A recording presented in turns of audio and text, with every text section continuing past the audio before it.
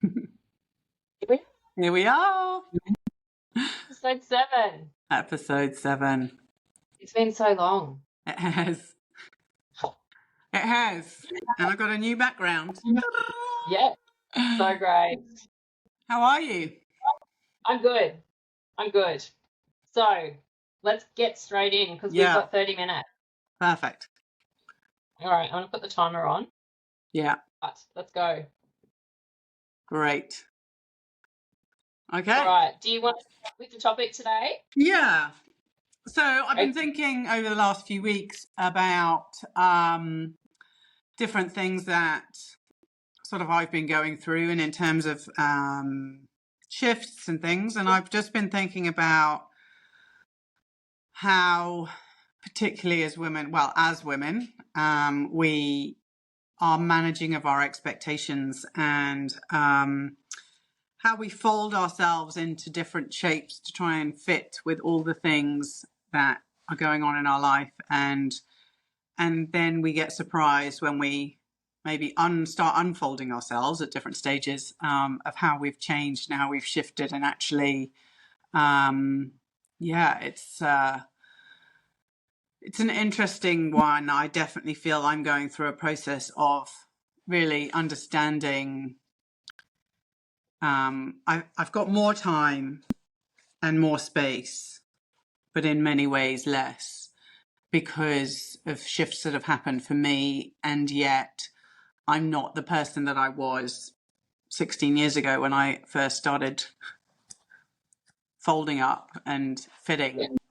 And that's actually such a relearning process of expectation and understanding of self and all of those things, because, you know, I'm all of a sudden, I feel like I'm, you know, in my not probably 30s, but definitely sort of early 40s, late 30s, because that's sort of when I started folding myself up. And now I'm kind of like in this phase, and I keep not having to remind myself that I'm 47, but actually I'm like, oh, hang on a minute, you know, I actually am not that person that I was when, you know, and I have this capability and I have this experience and I have this. So actually not to panic when things don't pan out the way that I would have expected them to 15 or so years ago. Yeah. So it's really about those shifts of coming together. I don't know what I'm saying now. What I'm hearing is, for me, I hadn't stepped in because what the point you're making was really great. I think we almost romanticize our younger years. Yeah. And when we get to this age, we discount but not even discount, we don't recognize our own wisdom, our own knowledge, and we almost, so I think we don't take notice along the way of our life experiences. And so then we get to this point and we have incredible life experiences. We've been through trauma, we've had celebrations, we've had kids, we may have lost children, we have had marriages, maybe lost marriages, same with businesses, careers. And we have bundled it up, like you said, and we've sort of stuffed it away or folded into it. And now that we're kind of unfolding, as you said, instead of finding the wisdom in all of those experiences, we judge ourselves. Yeah.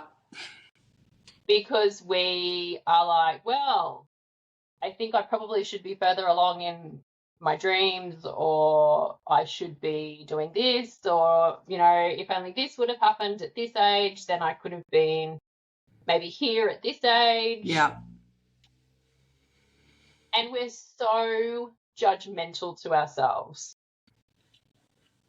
And it's this unfolding that I think we want it to really speed up and be quicker, because we want to be at that point of, you know, what our goal was 10 years ago. Instead of perhaps slowing down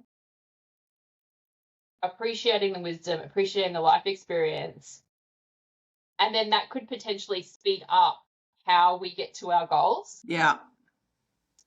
Because we're capable, we're resourceful, we have that wisdom and knowledge and life experience to move forward if we would actually take it on instead of being judgmental towards it. Yeah. Yeah. I totally agree. Because I look at, we were only talking maybe in November about me longing to have a space. Yeah. And, now we're the middle of January and I'm sitting in this space, which I've had for a month now. And, and I think that is exactly the power and the result of those years of experience and understanding. And I've lived in lots of homes, so I know instinctively how to make a space feel welcoming. And I know that, to be able to take money, you need a card machine, and to be able to, have, I know it sounds, but you make decisions faster, Yes. and you make things happen faster with more ease. And, and I'm not able to necessarily be here in the space with it open on a regular basis at the moment, but I'm not bogged down by that. And I think if maybe you open a space in your 20s, you'd be like, okay, well, I can only be here then. And if I can't be there all the time, then it's a problem. And I'm like, I don't mind, like, honestly, if I can't, but yet we are quite judgmental, and we do layer ourselves with all of that concern and worry and everything like that. And I think it just creates these constant barriers and hurt. We're like, okay, I'm going to go, when you're at school and you have a gym cupboard and you go and you have the hurdles in there and you have all the like equipment in there, and you're like, well, I'm going to go in the cupboard, I'm going to pull all of these hurdles out and I'm going to stack them up in front of myself and make my journey and my day so much harder. But I think, and that's the ridiculous thing, because actually the reality is that we can make these things happen, and we do, I think, and particularly during the period of motherhood, there's an awful lot of thinking and planning and consideration of, a series of individuals with different needs and different requirements and different love languages and all of that sort of thing. And then all of a sudden we get to a place where there's a bit more space. We're grieving what was, maybe where the children are growing up, or partners go, and or whatever happens, or kids go off to boarding school, and you have this opening of this time. And you go, okay, well, like you say, it's like expecting your body to bounce back after having a baby. I'm going to bounce back to that 25-year-old or 35-year-old that I was when I first started going down this route with this, in a relationship or having children or whatever. And you think, okay, well, where's the bounce back? But actually the reality is, once you fold it up and you unfold, there are scars, and there are, shapes, and there are undulations of, the paper's not going to be totally flat, and it's not going to be totally scar-free, and it's not going to be, but it's still beautiful, and it's beautiful in a different three-dimensional way. And we are now these women who are three-dimensionally interesting and faceted and catch the light in different ways. And I think that's, and that's what I love. As I said, I've sort of opened up this space, and the different people that are walking in, men and women, because there's an interest in photography, there's interest in the area, there's an interest in creativity, all of these things. And I think that is what we can so often take for granted, not to say that 20-year-olds are, single faceted at all, but, it's those life experiences, as you say, and those different elements and journeys that we've been on, and paths that we've been down and turned around and gone, no, this is the wrong way. And, all of that sort of thing. And it's also knowing the questions and asking the questions and seeing that opportunity. Like you saw the storefront there that was vacant, and it just so happened that now, or a month ago, the opportunity came up that you could, go down this path for a while. Yeah. And it's coming back to and knowing how to ask yourself the right questions at this time in your life of, you've got lots going on, but this has been your dream for a long time. And it's been a goal for a long time. And to now take this path, all of that experience that you've got, that community building, it's kind of come into the studio now. Yeah. And it's that, like, as you said before, you've got so many different people coming in because they find it interesting. And it's the space they find interesting, but more likely it's you that they find interesting. It's the energy.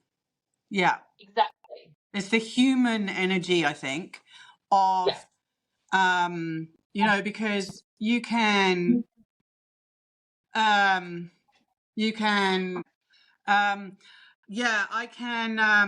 the human energy of, you can say to someone, I'm a photographer. Yeah. But all of a sudden, in their mind, they reference what being a photographer means, what it looks like, what they think that you do every day, what, all of that sort of stuff. Whereas I now have visual aids when people walk through the door, and my energy and enthusiasm of what I'm taking, but also the actual creations, and it's amazing because so many people, a number of people have actually sort of like walked in. The first thing they do, some people go straight some people go straight for the eye contact, but not always. They warm into it, and then they go to the photograph, and they're looking around, and then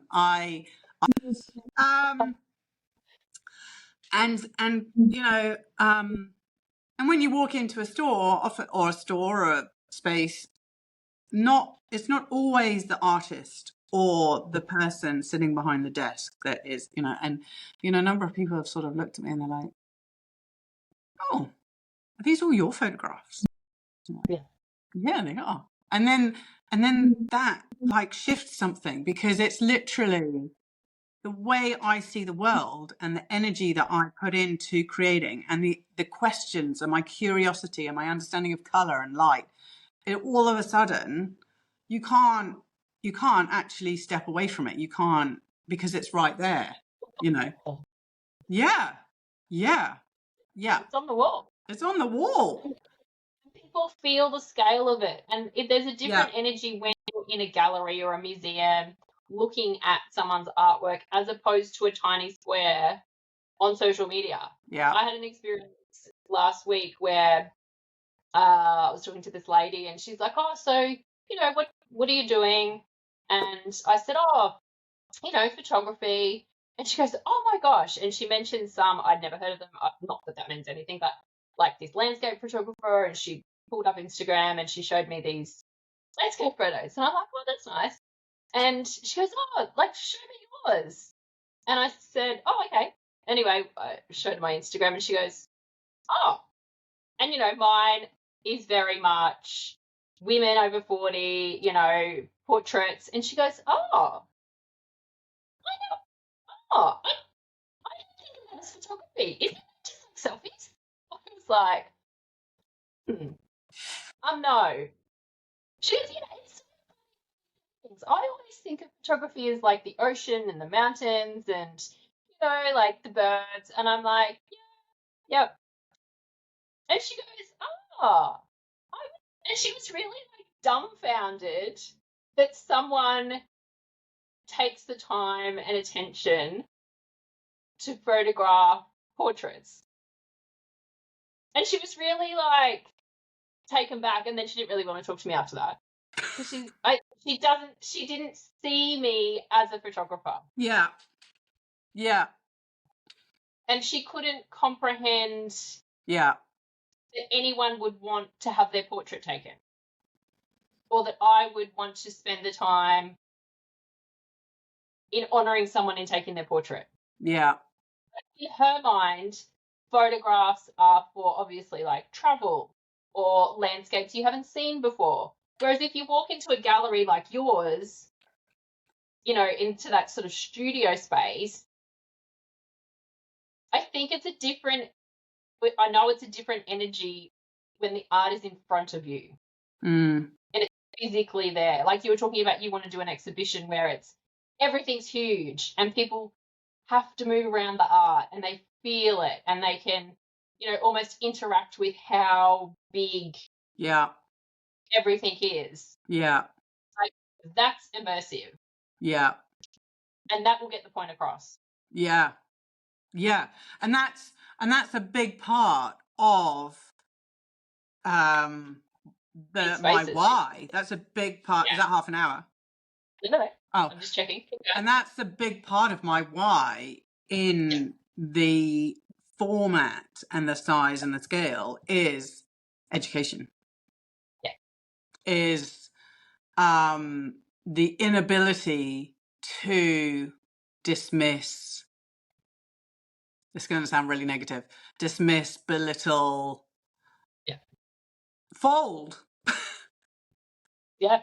No folding. They'll be too big to fold, and they'll be too big to put in the cupboard, and they'll be too big to put in the spare room. They're going to be big because that's essentially what I've been doing. Exactly. That's what I've been doing with my art. Unfolding is now taking up space. Yeah. Yeah. And your art, I always say this, your art, your life, and your business is how you create it. So your art at the moment and how you're creating it is taking up space. It is this unfolding. It's showing people what you've got, what you do. Yeah. Like it's this, and there may be like, as you said before, when you unfold and there's the scars and the, the dips and the valleys and whatever. But now your art has all of that beauty embedded in it. And that's how you're able to make this new massive art. Yeah. Because you've got the confidence now to take up space. Yeah. Yeah. And I look at my book that I made and I love it, but it feels small now. And I made it specifically small so people could take it with them. And I have so many people that have it on their dresser or their bedside table, or they take it on holiday. I've got people that like every holiday, every trip they go on, they take it with them. And that was absolutely intentional. But on a personal level, I look at it and I go, that's actually really small. And We've now, outgrown it. Yeah, I have outgrown it.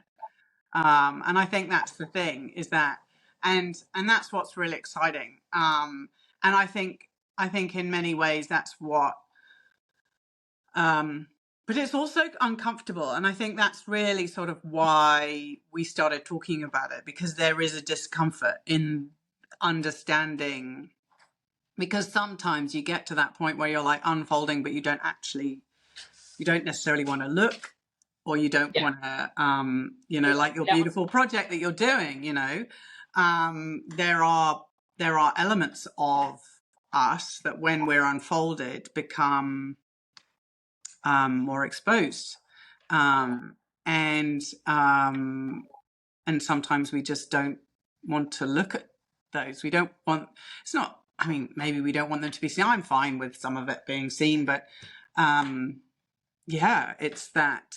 I don't think we need to share, like you're saying, you know, you're comfortable with some of it being seen.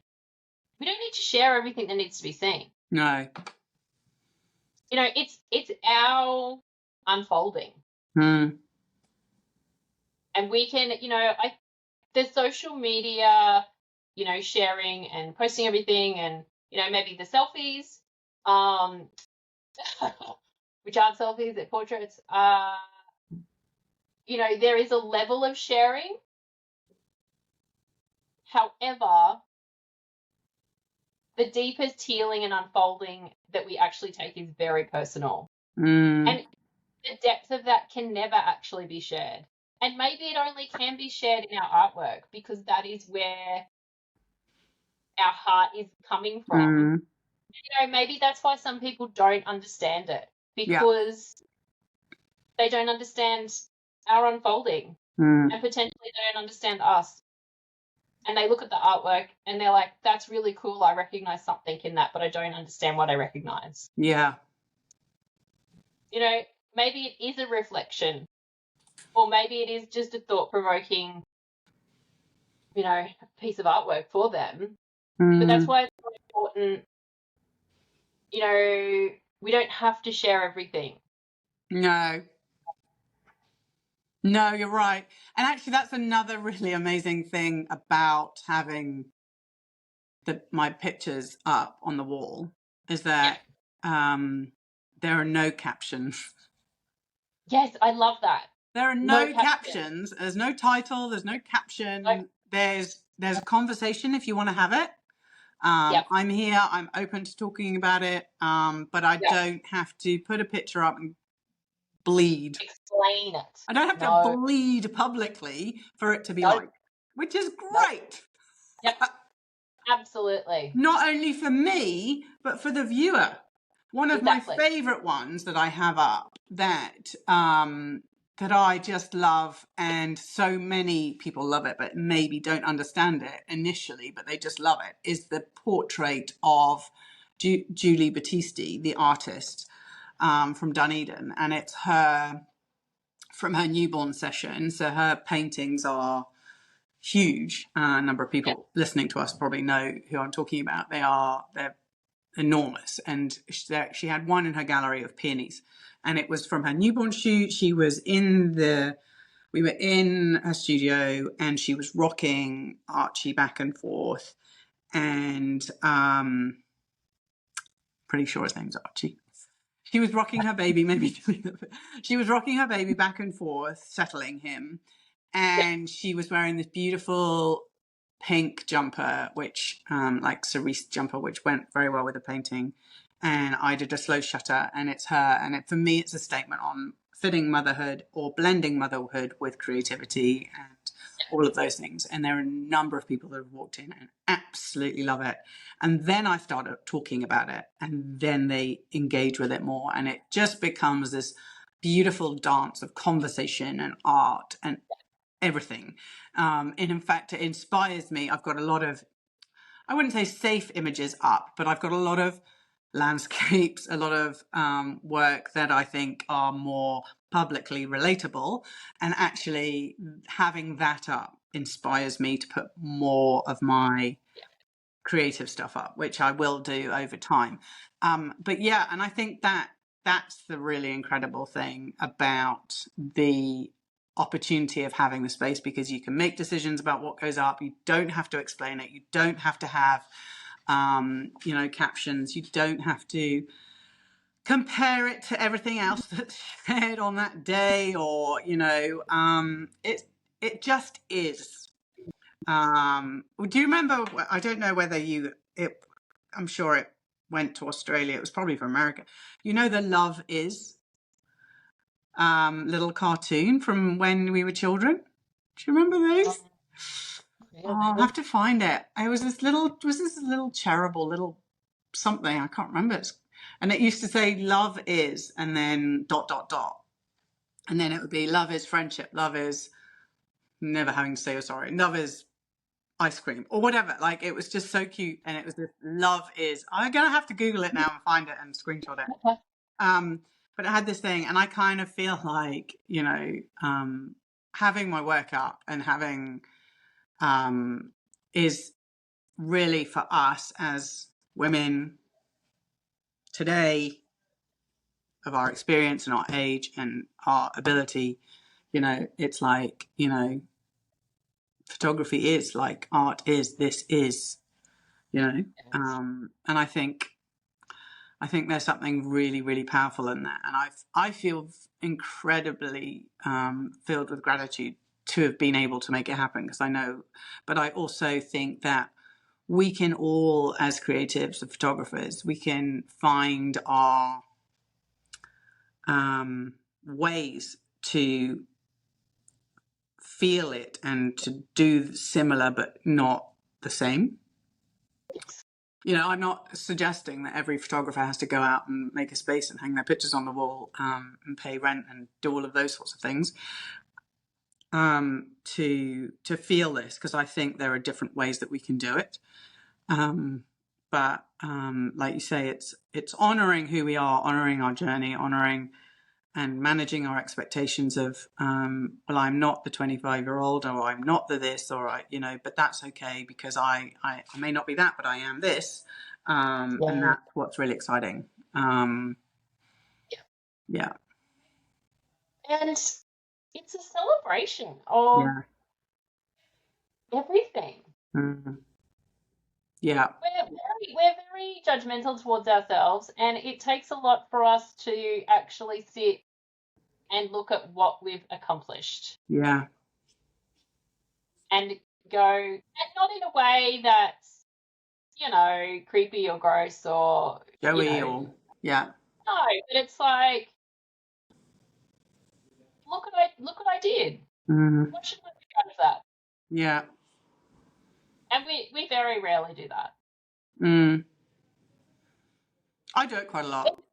I don't. Because I kind of feel like, yeah, I do, because in many ways, through lots of things, it's one of the things that keeps me going. Yeah. I love that. It keeps me going, because if I look at the realities of the situation that I'm now in, my life situation, there are an awful lot of things that weren't necessarily my choosing. Yep. So by reflecting on the things that I've done, I can find the strength and go, well, I did that, and I was able to do that, and I did that in that circumstance, and that in that circumstance, and this and this and this, and so in this circumstance right now, I know that I can do it. And that's so, I love that when you said, I know I can do it. Yeah. I feel a bit emotional. That's so beautiful. Yeah. It really is. Yeah, it's exciting for the year ahead of understanding how things could manifest. A bit like building a road, you know. Half an hour. Perfect. Yes, it's like building a road and seeing who's going to come down it and what's going to happen, and on the sofa glaring at me. Let me stop.